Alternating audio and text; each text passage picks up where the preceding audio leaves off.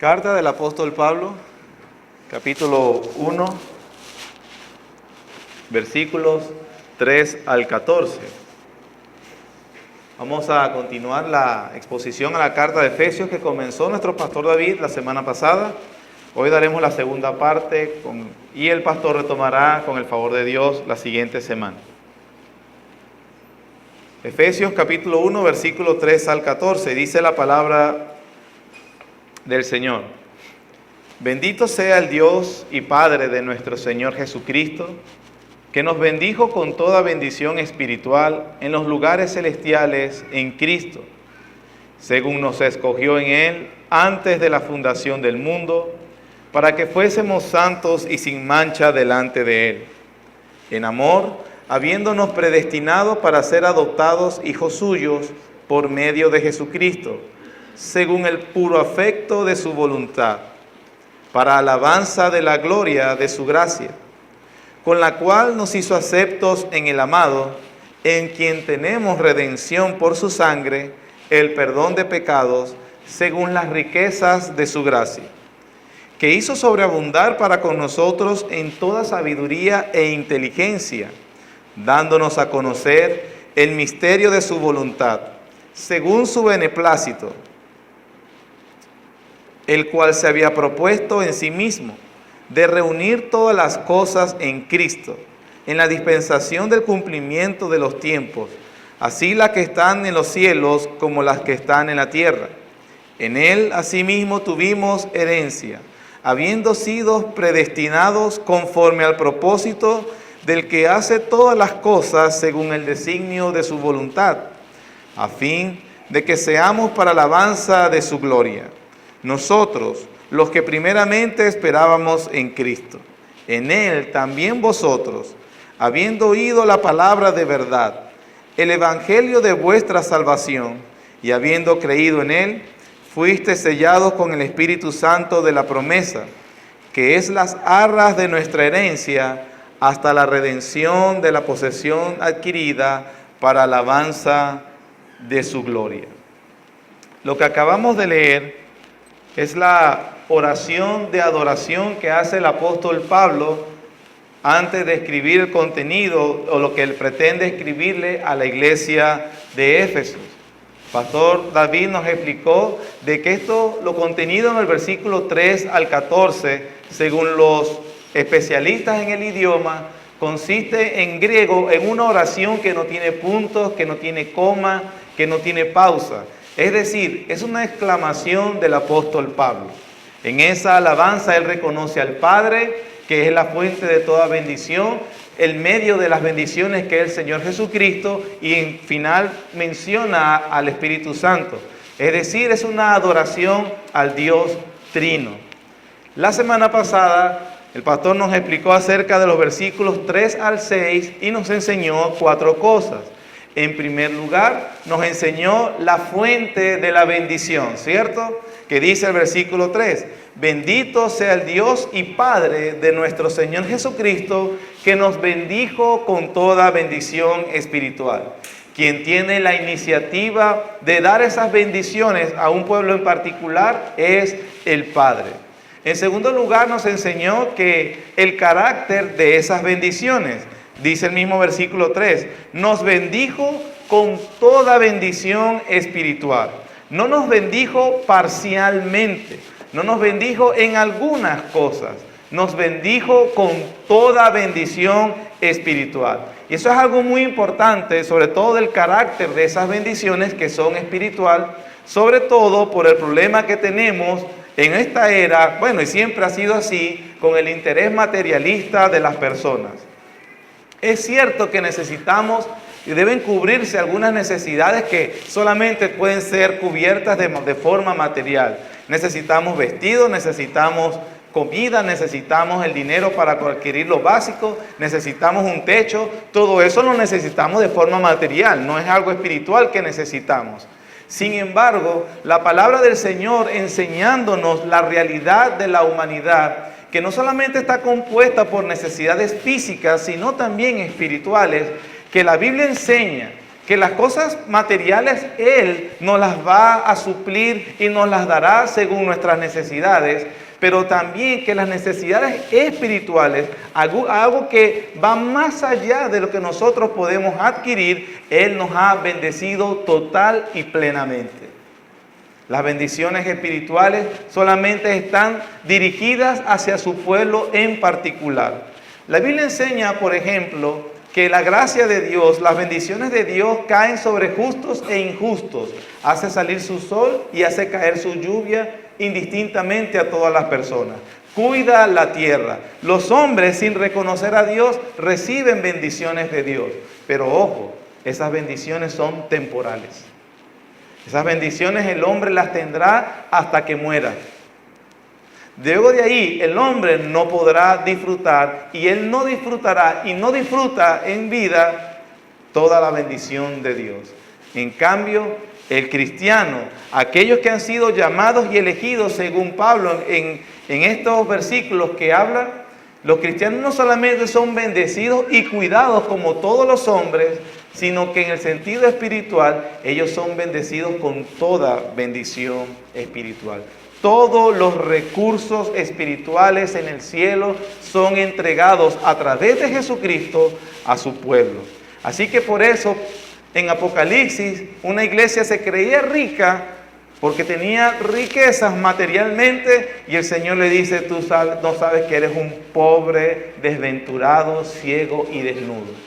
Pero en otra iglesia, la cual sufría algunas providencias de alguna manera no muy agradables en el sentido de persecución y pobreza, y el Señor Jesús le dice: tú dices que eres pobre, pero eres realmente rico. ¿Por qué? Porque en Cristo tienes toda bendición espiritual.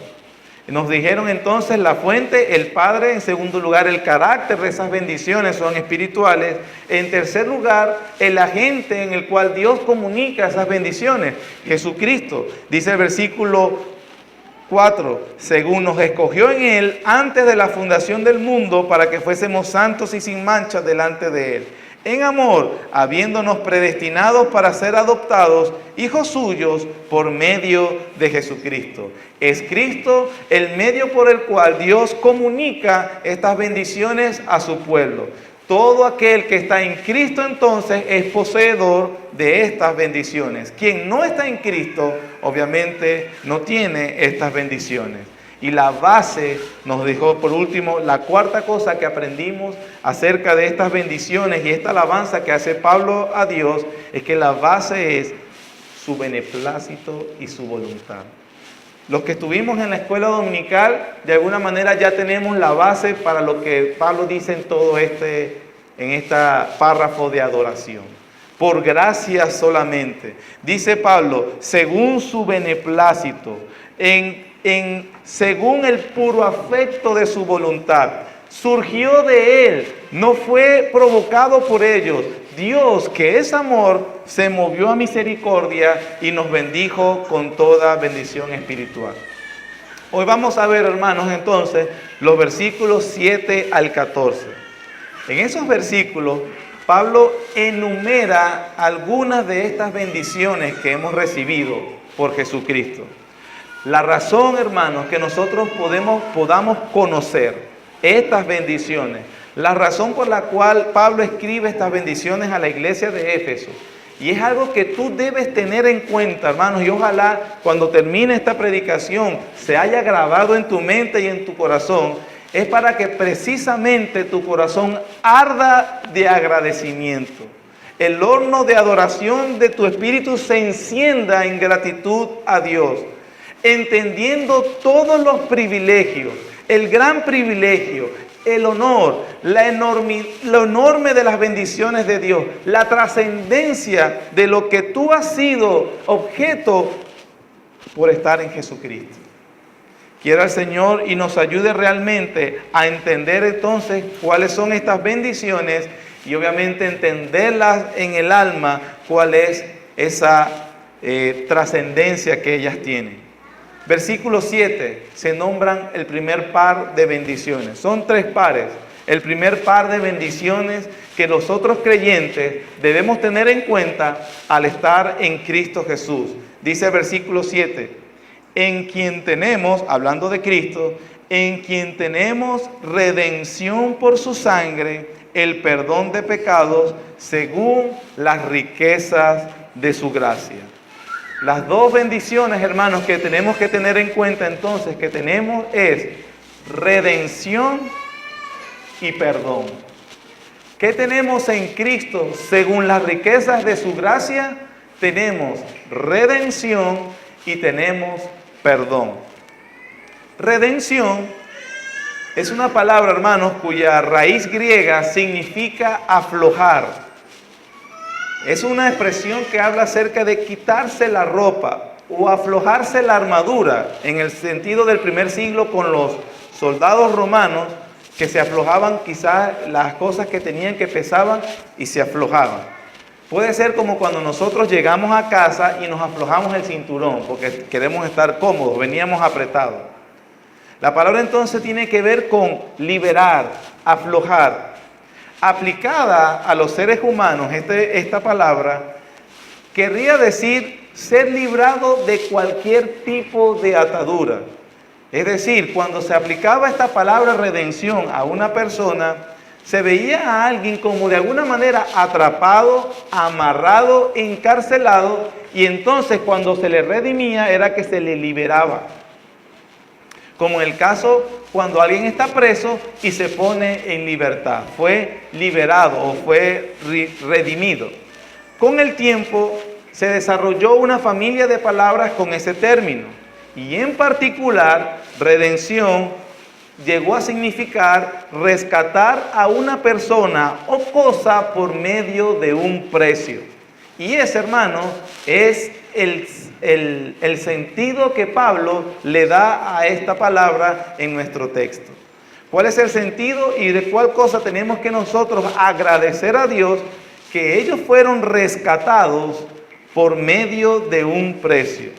Se refiere entonces de pagar ese precio como cuando uno va a la casa de empeño, empeña un objeto y al tiempo tú vas con el interés y liberas ese objeto que empeñaste, lo redimes en ese momento. Se utilizaba también a los presos cuando se le pagaba obviamente la deuda que se debía, y entonces se liberaba. Se le pagaba también, por ejemplo, en aquel tiempo había la trata de esclavos, y los esclavos tenían su precio, y alguien venía, pagaba el precio que tenía este esclavo, y entonces a partir de ese momento era libre. Redención entonces es dejar en libertad a una persona luego de pagar su rescate. Cuando Pablo entonces dice que nosotros tenemos redención y perdón en su sangre, él tiene la imagen de que estábamos esclavos o presos, por el cual Cristo pagó un precio y nos ha puesto en libertad.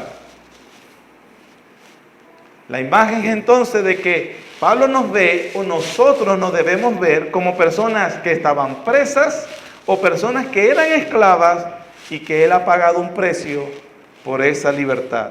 Lo interesante aquí, hermanos, es también cuál fue ese precio. Pablo dice su sangre. En la antigüedad también una persona se convertía en esclavo de tres formas distintas. La primera, por nacimiento. Si yo nacía en una familia de esclavos, ya yo nacía como esclavo. Pertenecía a los amos de mis padres. Yo nacía en esa condición de esclavitud. También se podía ser esclavo, como entendemos que una nación invadía a otra y se llevaba a la gente del país invadido cautivos. La imagen, recuerden a Daniel el profeta, a sus 3 amigos, quienes fueron trasladados a Babilonia, y también cuando los egipcios tenían como esclavos a Israel. Esa era otra forma de ser cautivos.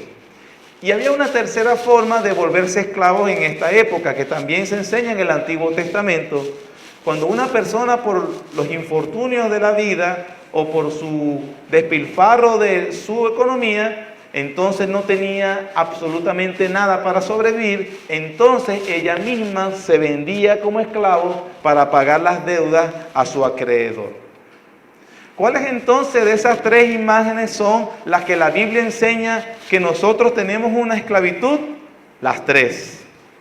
La Biblia enseña que Cristo nos redimió, nos rescató de la esclavitud que teníamos por nacimiento, por ser el pecado el rey de nuestras vidas y por la deuda que teníamos ante la ley de Dios.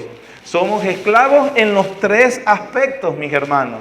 La Biblia enseña que nosotros hemos nacido y hemos heredado el pecado de nuestros primeros padres, Adán. La Biblia enseña que desde el vientre de su madre el hombre se aparta de Dios. La Biblia enseña que todos los hombres, por tanto, son pecadores e inclinados al mal. Todos están destituidos de la gloria de Dios. La Biblia enseña que precisamente por obedecer esos impulsos del pecado, el pecado es rey en la vida de todos los hombres. La Biblia enseña que por no cumplir la ley de Dios, estamos en deuda con Dios. Y la Biblia dice que hemos sido liberados por Cristo, quien pagó el precio con su sangre y demandó y nos liberó de lo que demandaba la ley. ¿Y qué era lo que demandaba la ley? La muerte del pecador.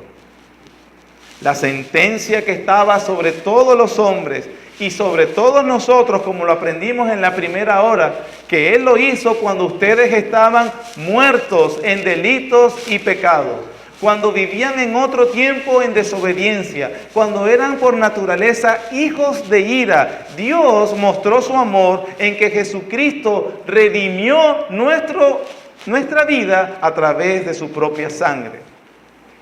Cristo, dice la Biblia, pagó el precio. Cristo no solamente puso un dinero, Cristo puso su propia vida, su sangre la derramó para que tú fueses redimido. Por eso en Él, dice Pablo, hemos tenido redención por su sangre, el perdón de nuestros pecados. Hemos sido liberados por la sangre de Cristo, de tal manera, dice la Biblia, que somos libres. Libres de la esclavitud del pecado y libres de la consecuencia del pecado. Voltee su Biblia una hoja atrás a Gálatas 3, versículo 13. Está justo al lado de Efesios. Gálatas capítulo 3, versículos 3:13 dice: Cristo, ¿cuál es la palabra que utiliza Pablo? Nuevamente, redimir. Cristo nos redimió ¿de qué, hermanos? De la maldición de la ley, hecho por nosotros maldición, porque está escrito: maldito todo aquel que es colgado en un madero. Hermanos, observe que la Biblia no dice, ni en el Nuevo Testamento en ninguna parte dice, que Cristo nos liberó de cumplir la ley. Eso no lo enseña el Nuevo Testamento, como algunas personas creen que lo enseña. La Biblia enseña que Él nos liberó de la maldición por no cumplir la ley. La Biblia dice que Él fue tratado maldición, o Cristo fue hecho maldito por Dios. Eso es el Evangelio. La maldición que recaía sobre ti, pero que Cristo la llevó en sustitución de ti, para que tú entonces fueras liberado de la maldición de la ley que pedía tu muerte. Hemos sido liberados no de ser guiados por la ley, fuimos liberados de la maldición de la ley, que impone una maldición que la ley impone sobre todo aquel que la quebranta. Eso es muy importante tenerlo en cuenta, hermano. Cristo nos vino a darnos un ejemplo moral de conducta para motivarnos a ser mejores seres humanos. Cristo nos vino simplemente como una persona que nos enseñó de una manera diferente, junto con otros líderes espirituales importantes como Buda, Mahoma y quien tú quieras que pueda haber en el mercado de religiones, para que nosotros comprendiéramos el amor de Dios de otra manera. No, la Biblia enseña que Él, el único camino al Padre, que Él, el único por el cual Dios puede comunicar sus bendiciones, es Jesucristo, y que lo hizo redimiendo a su pueblo para perdonarlos. La muerte de Cristo entonces, o del Salvador, no fue un plan B o C o una frustración de los designios de Dios, como el Islam le gusta ponerlo, como negando inclusive la muerte de Jesucristo, Cristo vino precisamente porque eso es lo que estaba destinado a hacer. Primera carta de Pedro, capítulo 1, versículo 18.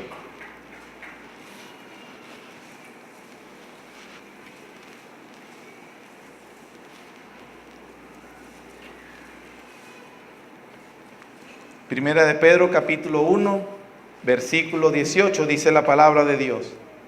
Sabiendo que fuisteis rescatados, nuevamente la terminología, sabiendo que fuisteis rescatados de vuestra vana manera de vivir, la cual recibisteis de vuestros padres, no con cosas corruptibles como oro o plata, sino con la sangre preciosa de Cristo, como de un cordero sin mancha y sin contaminación. Hermanos, es muy importante que cuando pienses en ti mismo, hagas este ejercicio.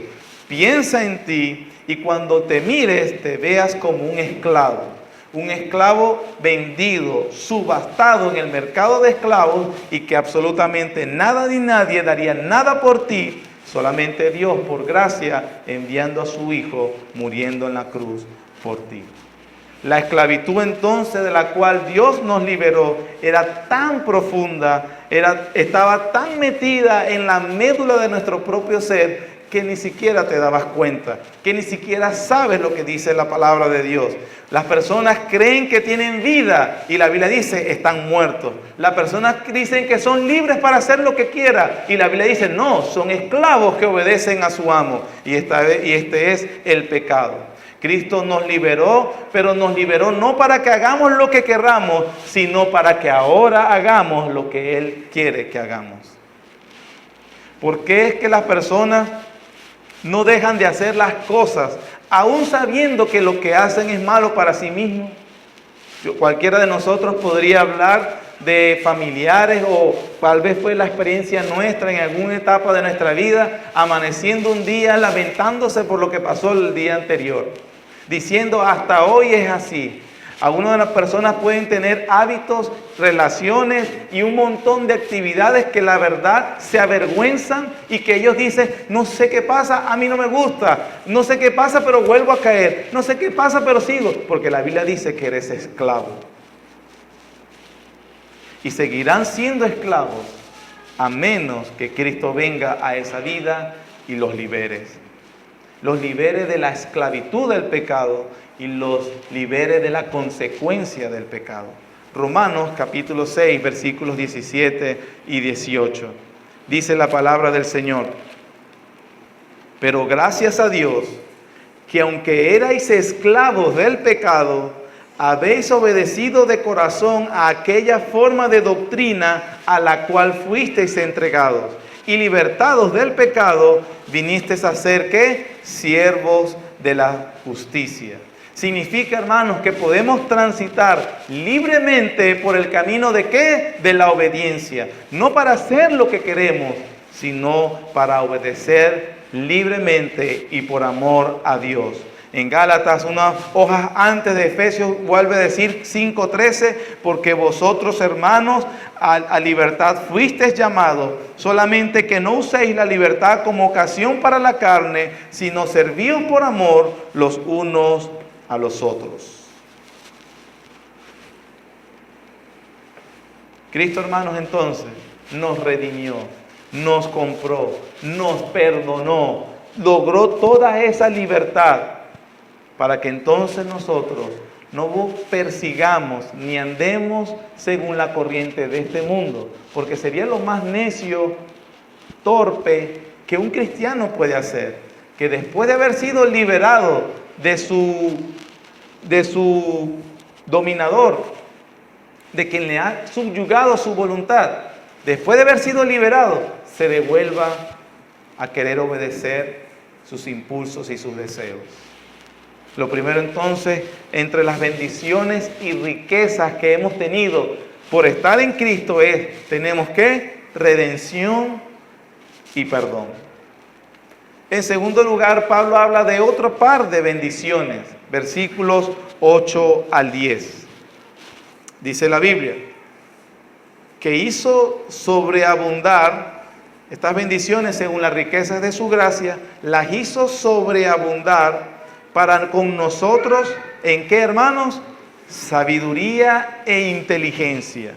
Toda sabiduría e inteligencia, dándonos a conocer el misterio de su voluntad, según su beneplácito, el cual se había propuesto en sí mismo, de reunir todas las cosas en Cristo en la dispensación del cumplimiento de los tiempos, así las que están en los cielos como las que están en la tierra. Las primeras dos bendiciones, redención y perdón. El segundo par de bendiciones nombradas en esta parte, versículos 8 al 10, es que en Cristo Él nos ha dado toda sabiduría e inteligencia. La gracia de Dios entonces sobreabundó en nosotros, no solo haciéndonos partícipes de su redención y perdón, sino que nos hizo partícipes, hermanos, de su revelación. ¿Qué significa esto? Que Dios ha revelado a sus hijos lo que nadie conoce como ellos lo conocen. ¿Qué es lo que Dios, cuál es la otra bendición que Dios le ha dado a su pueblo? Dice en versículos 8 al 10, sabiduría e inteligencia. ¿Y eso qué es? Que Él le ha revelado a sus hijos lo que nadie conoce como ellos lo conocen. Según el versículo 9, ¿qué es lo que nosotros conocemos que más nadie conoce? Versículo 9, dándonos a conocer ¿qué? El misterio de su voluntad.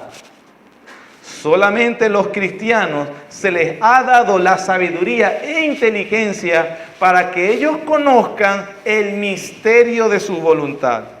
Es decir, que esa voluntad tiene un misterio. Un misterio en el Nuevo Testamento es una verdad que nadie conoce a menos que Dios se la revele. Imposible conocerla de manera natural, por reflexión o por estudio o investigación. Un misterio en el Nuevo Testamento es algo, no conocerán las personas a menos que Dios le revele.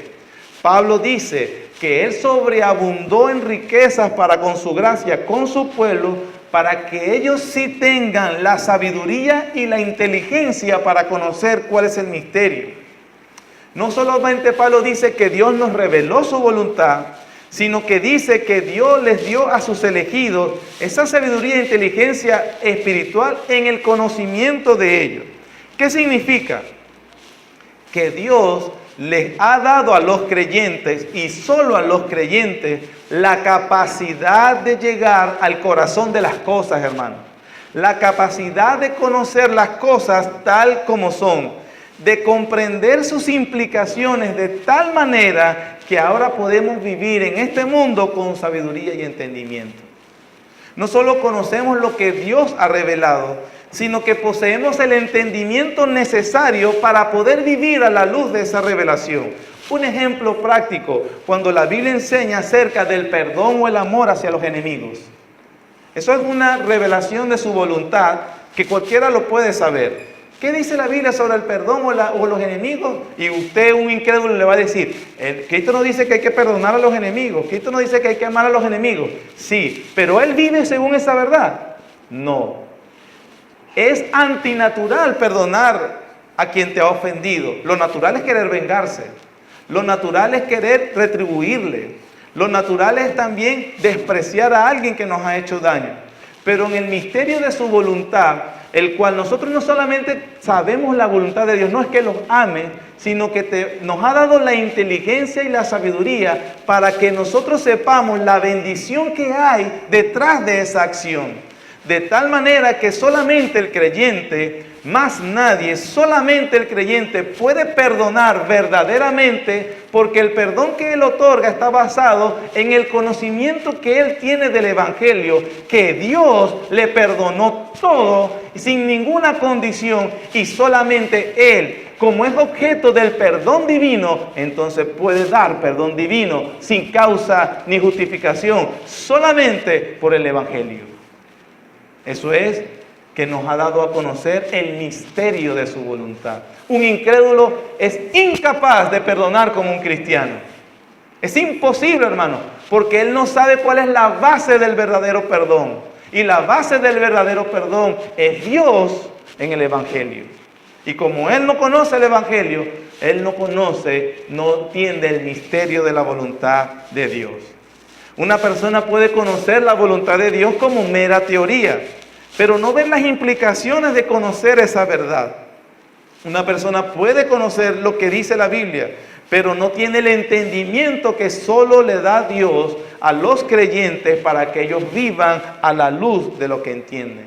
Una persona, le decíamos antes, puede conocer los postulados del Evangelio, pero no se entrega al Evangelio.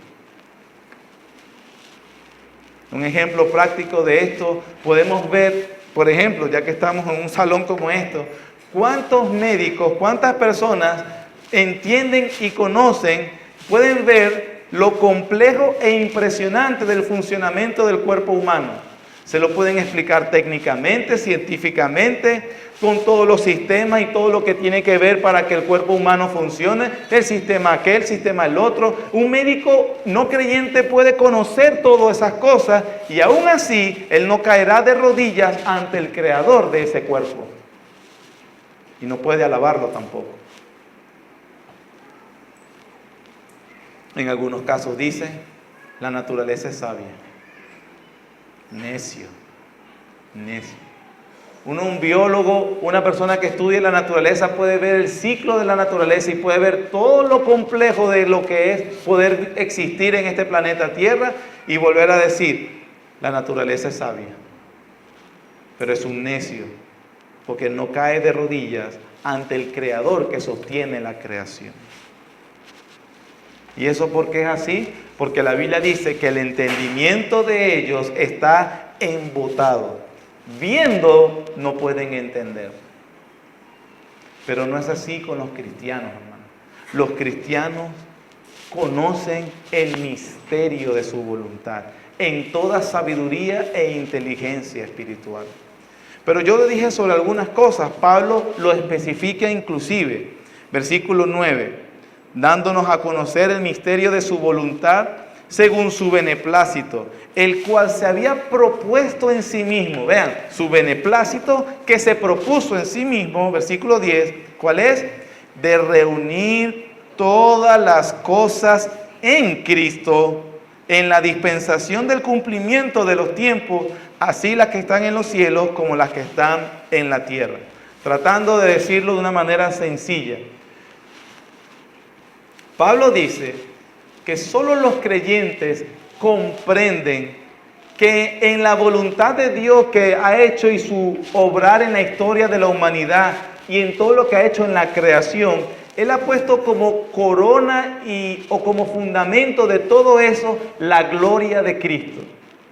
De manera que el cristiano, entendiendo que Cristo es el Rey de la historia de la humanidad y es el Rey al cual se dirige toda la humanidad y es el Rey por el cual toda la creación depende y está puesta para glorificarlo a Él, el creyente entonces, entendiendo eso y entendiendo que ese es su Redentor, que ese es su Rey, entendiendo que ahora Él vive para Él, entonces no tiene absolutamente nada de qué preocuparse, porque en todo momento, en toda circunstancia, toda providencia, Él, Dios, está obrando para la gloria de Jesucristo, su Hijo, y para el beneficio de su pueblo. Solo el creyente puede entender eso. Él puede estar pasando por la situación económica más pésima de la historia de Latinoamérica. Él puede estar pasando por una situación particular de enfermedad, de muerte, de dolor, de lo que sea. Pero solo el creyente entiende que todas las cosas el Padre las ha puesto a Cristo como su Rey y todo funciona para gloria de Él y para beneficio de su pueblo.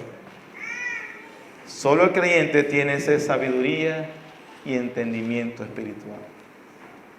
Por eso es que algunas personas, cuando están frente al dolor, los cristianos se consuelan, esto es para la gloria de Dios. Es una frase como muy fácil de decir, solo el cristiano la dice de corazón y se consuela. Por eso en cualquier providencia Él está, no es que no le duela, no es que no le afecte, pero en el fondo el creyente está en paz y gozoso. cualquiera que sea la situación. El creyente y solo el creyente, con la sabiduría y entendimiento espiritual que Dios les ha sobreabundado, comprende entonces lo que dice Pablo en Romanos 8, de manera que todas las cosas nos ayudan a bien. ¿Y por qué el creyente parte de esa verdad? Porque dice luego que si el que no escatimó ni a su propio Hijo, sino que lo entregó por todos nosotros, ¿cómo no va a ser? Si Él entregó a su Hijo para nuestro beneficio, ¿cómo no va a ser ese mismo que todas las cosas que nos da, incluyendo las negativas, también serán para nuestro bien? Esto es, a los que conforme a su propósito son llamados.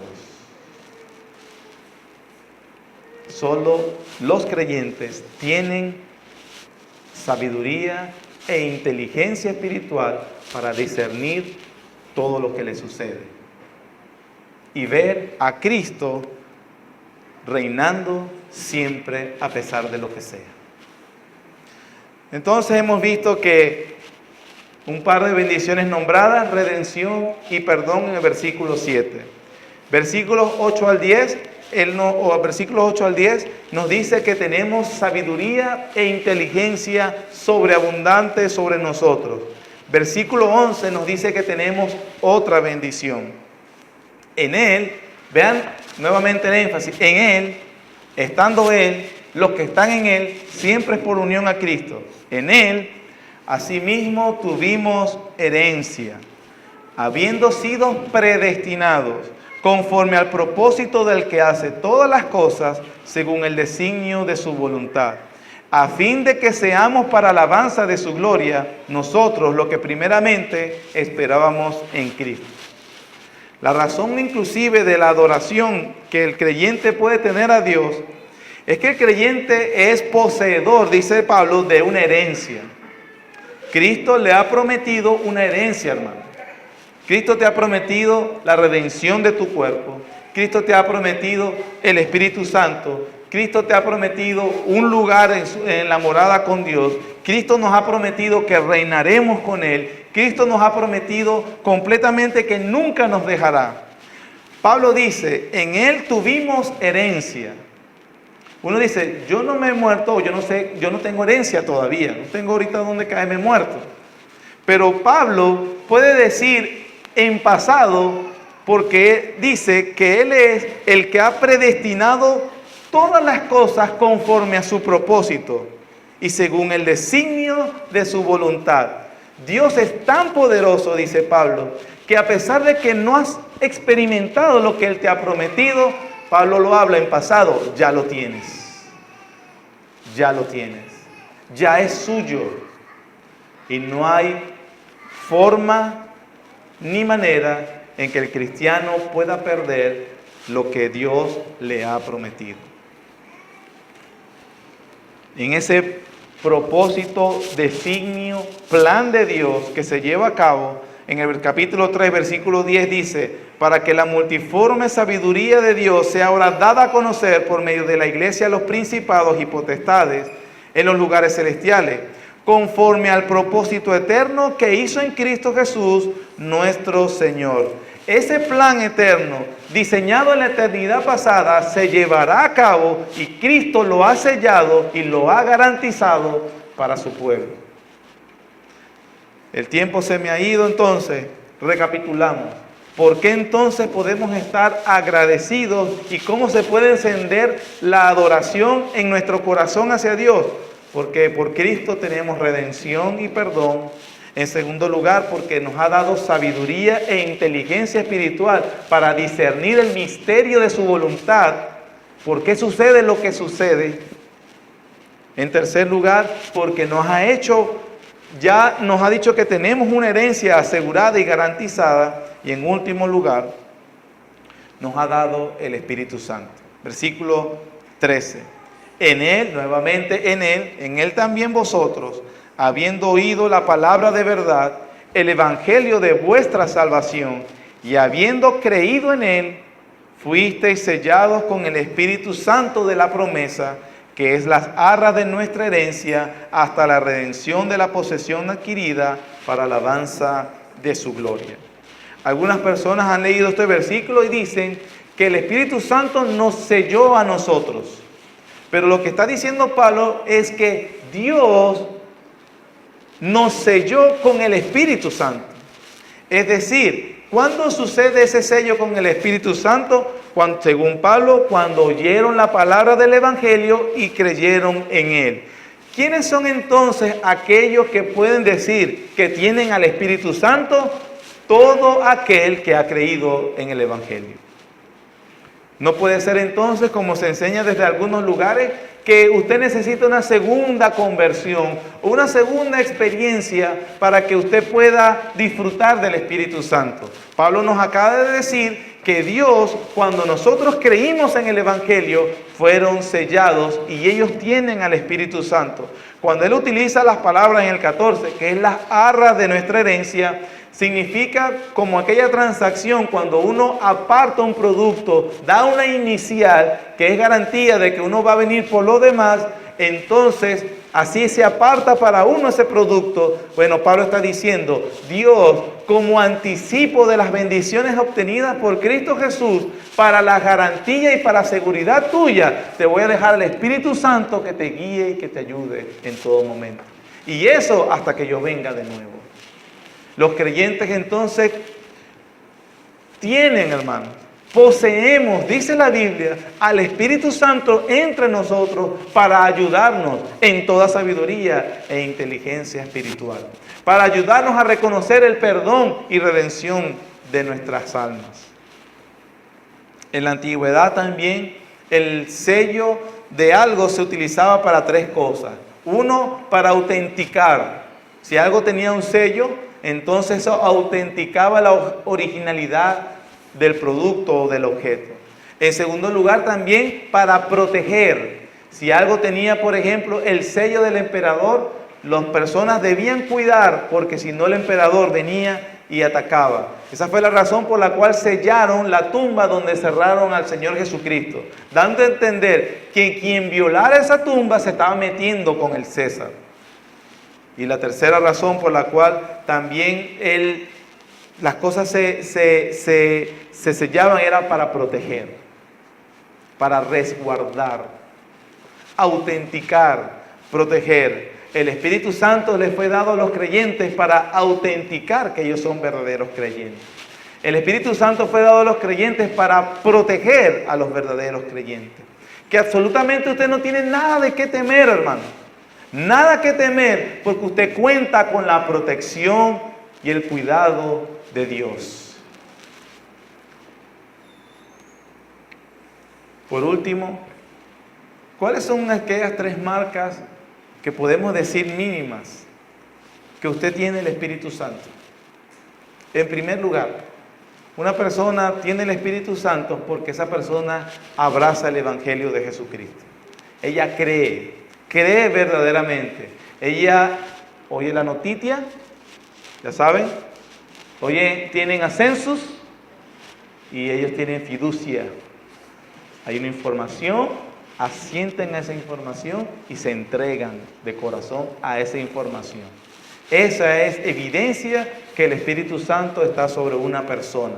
Esta persona que cree y abraza el Evangelio, porque dice la Biblia, yo enviaré el Espíritu Santo al Consolador y ello os guiará en justicia, juicio, para que crean en mí.